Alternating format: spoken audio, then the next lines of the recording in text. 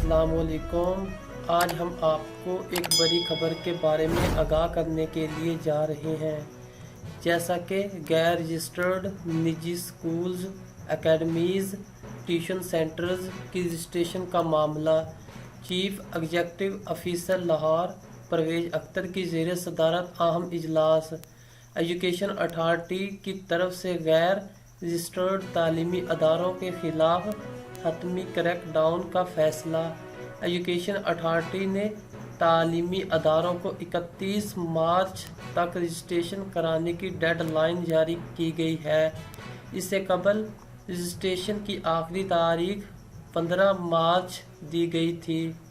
CEO education के मुताबिक deadline तक रजिस्ट्रेशन न करवाने वाले अदारों को सील कर दिया जाएगा।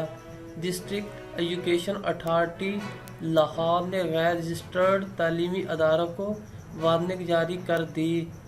रजिस्ट्रेशन के हवाले से किसी भी किस्म की रहनुमाई के लिए CEO एजुकेशन लाहौर के दफ्तर में रजिस्ट्रेशन ब्रांच से रब्ता किया जाए। तमाम तालीमी अदारों को दी गई वेबसाइट पर दरख्वास्त जमा करवाने की हदायत जारी कर दी गई है।